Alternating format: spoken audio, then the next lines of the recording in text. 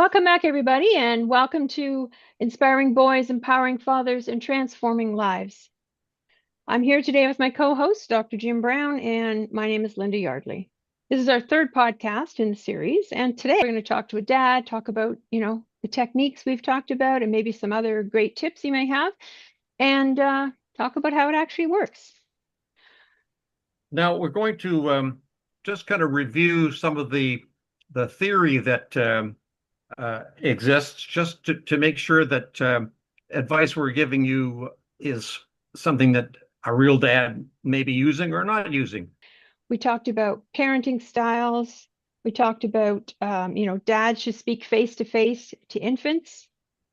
And we talked about, dads should be reading to their sons and using literacy skills. So in other words, listening to them when they read, even if they're not paying attention, that's okay. They're hearing it. And ask them questions.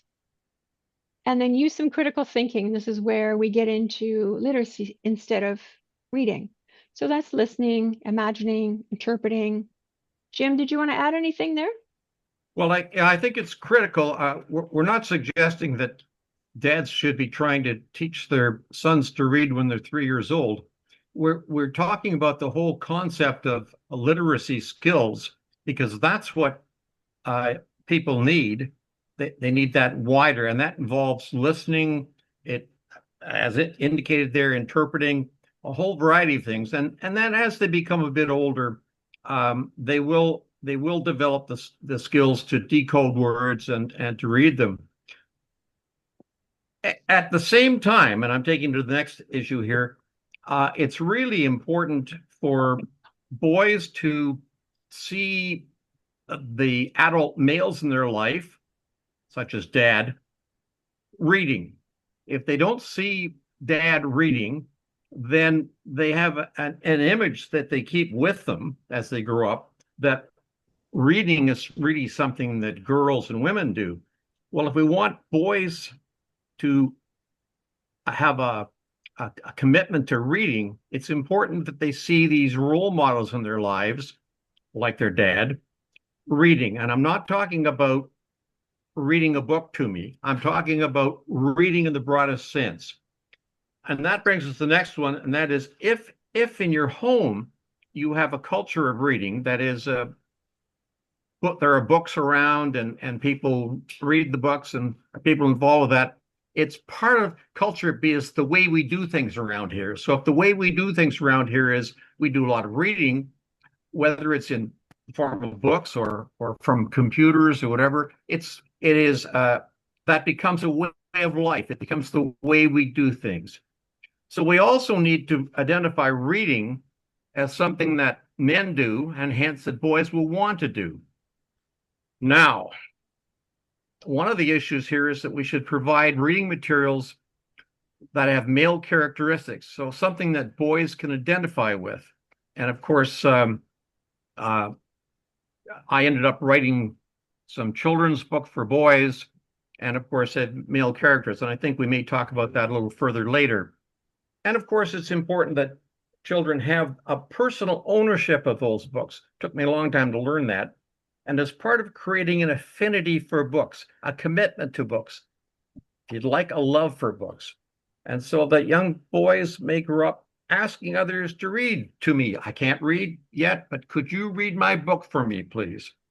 And of course, having heard that book a few times, I now begin to share the story of that. I tell the story. And so it's not just a question of I read the words, I decode the words. It's I understand what that story is about, which is what reading is about. And I share that story with other people. Up to you now, Lynda. Okay, and then lastly, we had some, quick key points that we talked about in our podcast. So, for example, 15 minutes a day of independent reading can lead to 1 million words a year. We don't think about that, do we? We think about, oh, well, we should read to our kids. But 15 minutes a day and 1 million words, like, wow, that's really amazing. And also reading to your child in an interactive style, like Jim was just talking about, reading to them, asking them questions. And this raises, according to the study, IQ by 6 points.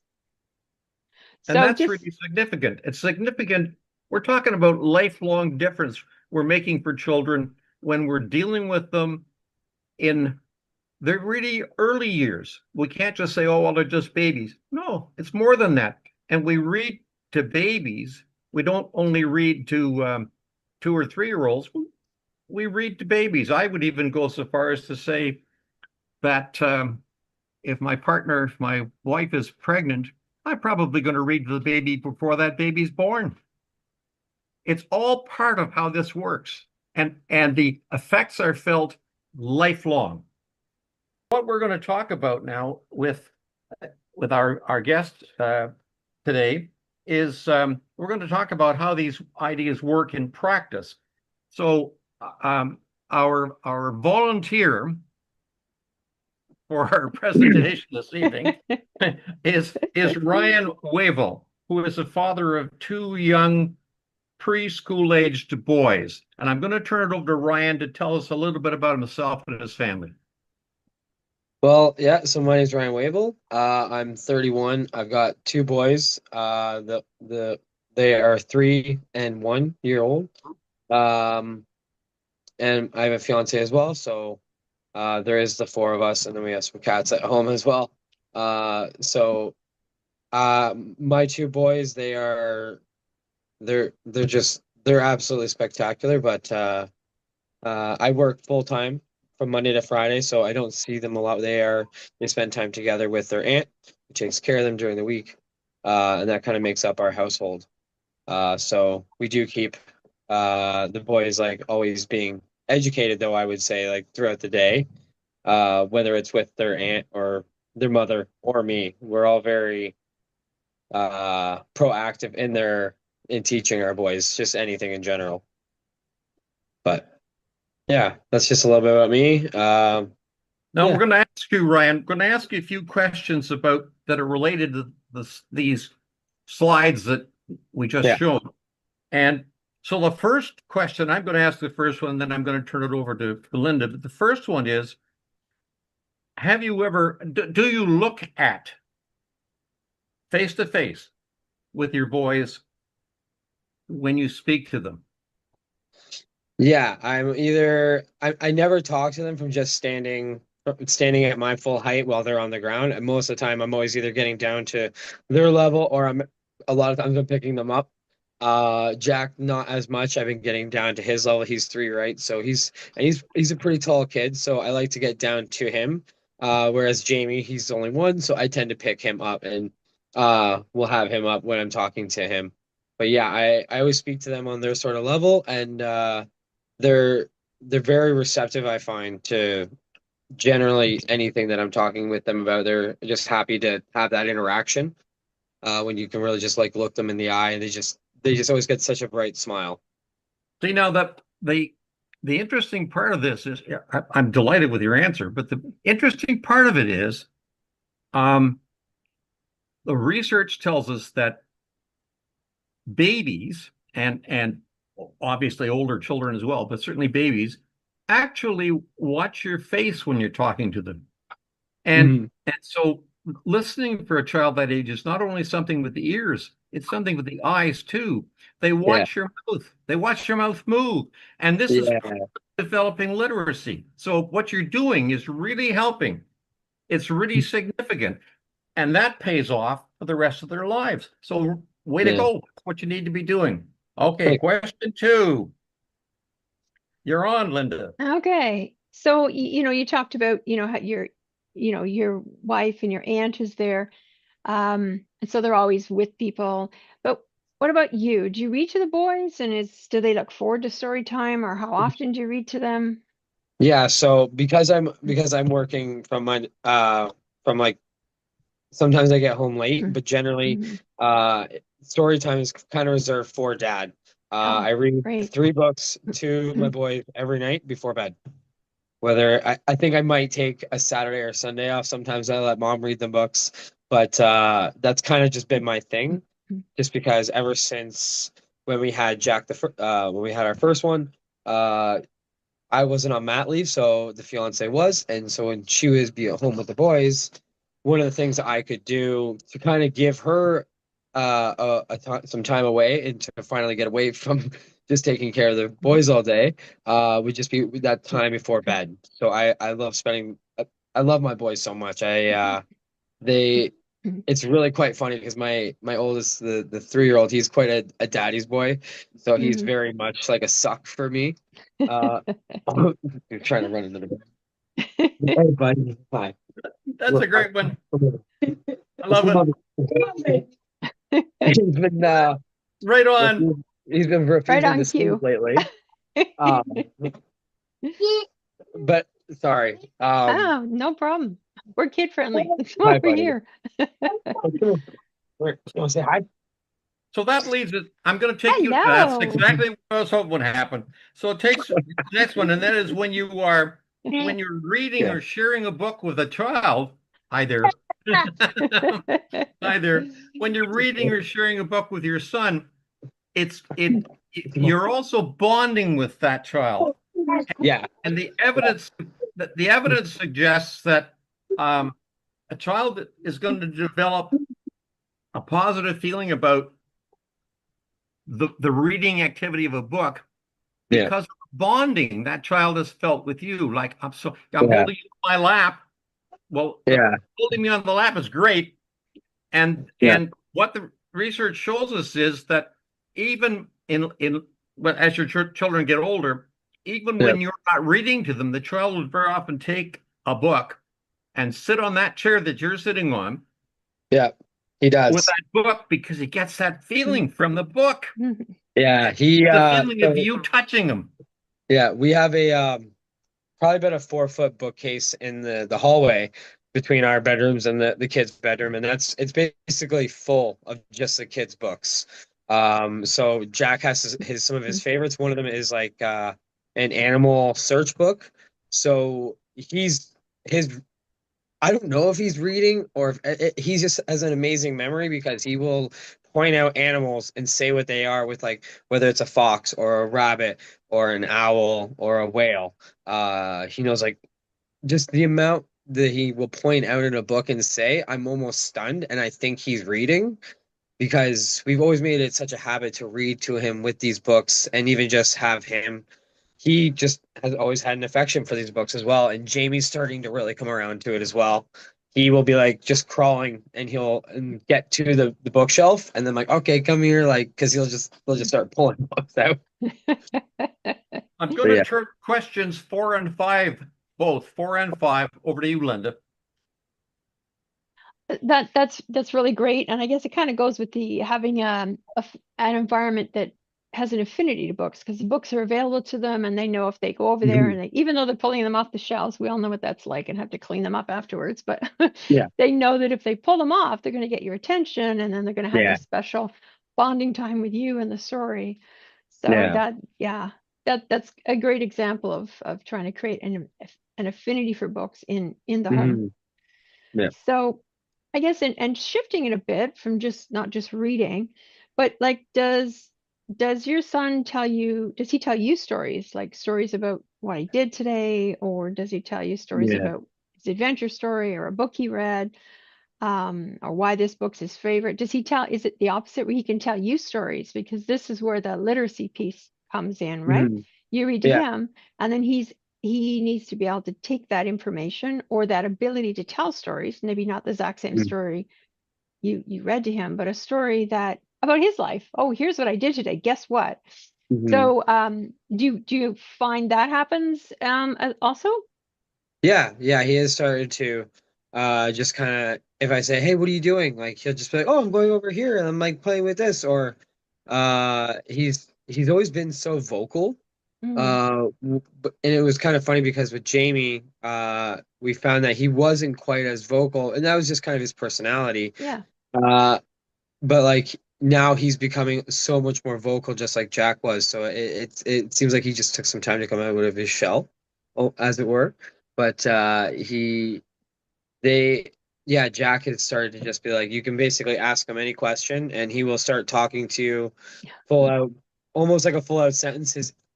He's not got amazing pronunciation, but it's very good for yeah, him turning 3 within a couple yeah. weeks or next week. Yeah, next week. That's Super. great. That's Yeah. great.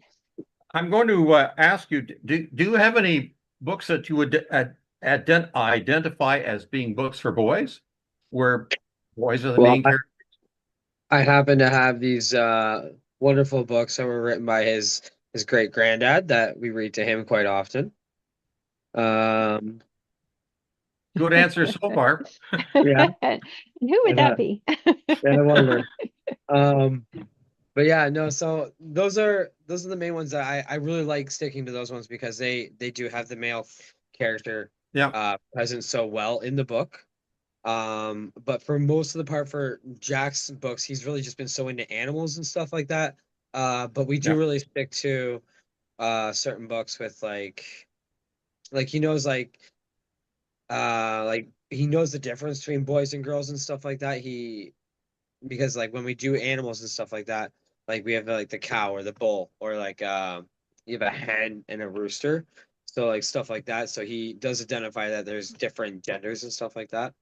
Um, and then as well with like just toys and stuff like that. Uh, we're always like specific about our wording and stuff like that, and he's very good that way. Yeah, that's great because it's so important, to have books with because you're reading to boys that boys can identify with. Like we all know when Mm, we pick up a book to read or watch a story on TV, unless we can relate to the character, we sort of change the yeah. channel or put the book down. And Mm, it's really good when they're young because they need to kind of know what is it like to be a boy, what's it like to grow up and be a man. How do I how do I strive towards this? So that's mm, really great. mm. Um, and I guess a couple things it's that we talked about possibly doing and maybe your son's too young right now, but when you're reading to and again, just part of the literacy piece, when you're reading to your son and he's read the book before. Obviously, I know with Yeah, my son, we'd read the same book over and over and over again. And yeah. uh and then when you get partway through, do you ever say, well, what do you think could happen if what could happen differently?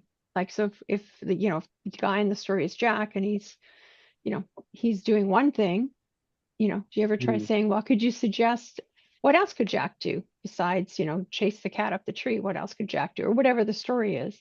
yeah. Um, No, but that's actually really interesting to think about just challenging him more into that sort of direction and just making him be more of a free thinker, like to try to gain that ability that early on. That would be that's actually really I like that. He's very good with like a lot of times if I just like say, "Oh, what's this say?"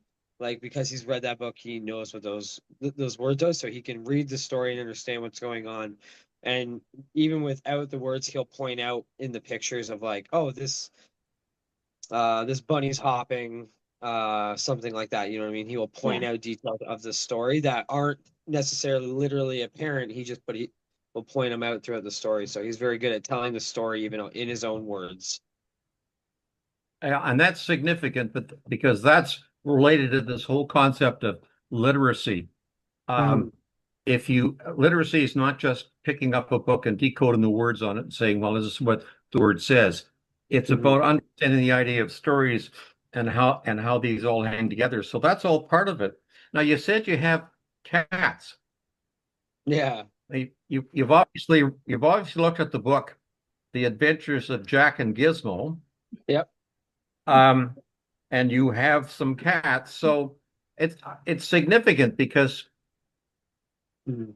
as as he relates to his own animals, his own Yeah. cats, he begins to bond with the idea of how the character Jack in the book bonds with Gizmo the cat and how the cat bonds with him. So Yeah. that's pretty significant. So just tell me a little bit about how he gets on with the cats, or Well, do they? we have four cats, so but he gets on along with he loves all the cats. The cats don't necessarily all love him. Some of them are a little scared, but it's because he's a 3-year-old and he's loud and excited. But now he has gotten a lot better with them as he's gotten a little bit older. And like he's very gentle with them. He goes up and pets them and he really does love them. He just wants to but he gets excited about the cat and he might like scream kitty and like sometimes it startles the cats and they might run away. Our one cat, he's a big fan of Jack, and he's like immune to kind of being mauled. Yeah. So it worked out really well that the kids can be, they're not rough by any means. Even Jamie is quite well with being gentle with the cats. It's something we've always been really big with. And just being, oh, you be gentle with our pets and stuff like that. And like showing them to pet them and not to like, not smacking, right? So we also don't, we're not teaching hitting as well. We're just like making sure like you're being nice and gentle with your pets. You pet them and stuff like that, not smack them. Because when you're a toddler, they don't know what they're doing necessarily, and they just start smacking a cat. It's just kind of funny. Now, we did show everyone what the research tells us about the long-term importance of reading to young boys and the whole issue of literacy for young boys and the long-term effect it has. And have used the term affinity, and that is as books make you feel good and you feel good about those books, when you go into an environment like a library that has books, you're excited by it. It's something you want to see. Well, when you attend school, a lot of what school's about, not all of it, but a lot of it school's about relates to this whole issue of books. And the research would tell us that boys who have not had a lot of opportunity around books don't have that affinity for books. So they're at a disadvantage compared to, in this case, girls who may have had more of an opportunity to have that affinity. So it's a good thing you're doing when there are books around him and when he has that affinity and an opportunity to deal with it. Well, I guess, this takes us over back. We talked about, your relationship with the boys, and then it brings us back around to dads as a role model. And one of the important things is that kids see their dads reading because their mom reads, their teacher is probably female and she reads, your aunt probably reads. And when you're a dad, and I was a working mom, so like you don't come home and read. That's the last thing you do. You have to come home and have dinner and play with the kids and do all that wrestling that it's important that dads do.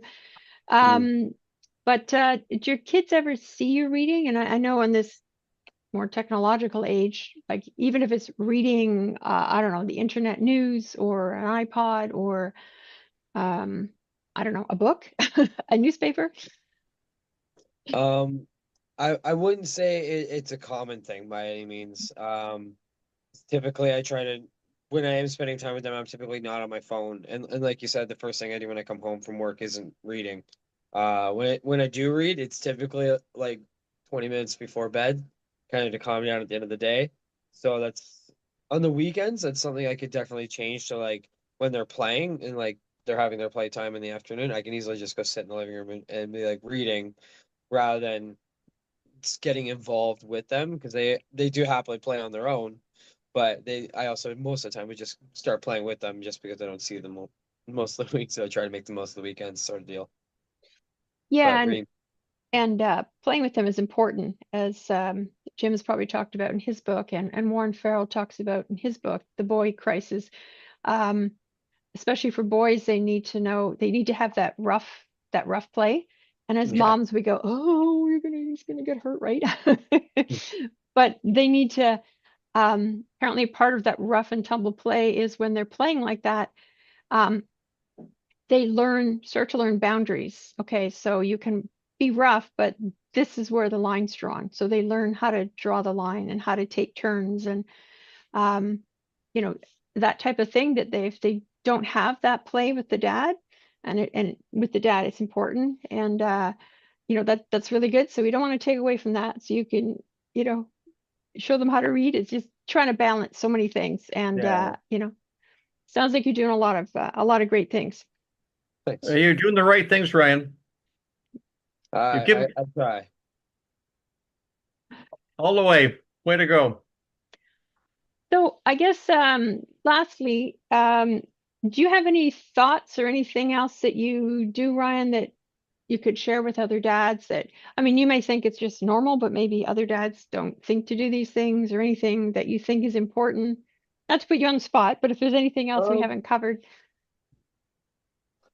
I just I think spending quality time with the boys, with I've said to my fiance before that I want to make sure that we each spend time with both of our children separately, so that way they get that time solo with mom or dad on like different days. So that way we can like, if she stays home with Jamie, I maybe go out to my parents with Jack. So I go and do something with him, and then maybe then another day I go out with Jamie or something like that. And we always just change it up, but we always try to make sure that they each kind of spend their time with getting that full attention from their parents. And me and my fiance are kind of big sucks for both of our boys. We love them very like ridiculously. We just happen uh but yeah, so we just yeah. That's Really really good. great. Yeah. Really, really great. Jim, do you have anything else before we wrap up? No, I was just going to say, Linda, take us home. Okay, well, thank you. Thank you so much, Ryan. It's been great chatting with you. Okay. Um, a lot of it's great to hear about, we talk about these things, but hearing about them in practice and how well they work, and you're doing just a great job as a dad, and I think you're already a great role model. So that's really, really good. We really appreciate it. You're out there, as our podcast says, inspiring your boys, and that's really great. Thanks so And much. Ryan's going to have to watch our next session because now we're going to talk about what happens to boys when they get to school age. Yeah. And that's closing in on you, Ryan. Yeah. It's crazy how quick that goes. Yeah, it goes real fast, really fast. So, as Jim said, our next podcast is we're going to talk about early school age children because now the kids are stepping into the world of education, which is a whole other issue. If you have any comments or questions, we'd love to hear from you. We're at inspireboys@menandfamilies.org. Uh, Fill in a survey if you'd like to get a copy of the survey. Request one by the email above, and we'll send it to you because we're here to talk to dads and help you. So we want to make sure the things we're sharing, apply to you. And also, just a reminder, Jim's books are available. Again, send an email to us at the email mentioned above. If you want a copy of Jack and Gizmo, or Jamal and Gizmo, or any of Jim's, sorry, too many J's, of Jim's books that he's written for boys, or Jim's main book, where we get where a lot of our research is based on rescuing our underachieving boys, and we'd be happy to send you one for free. So we want to hear from you so we can empower fathers to inspire their sons and transform their lives. Ryan, thank you very much for being a star. Thank you very much. No problem. Thank you for having me so much. You guys are wonderful. Thank you so much, everybody. Thank you. Good night. Good All the night. best.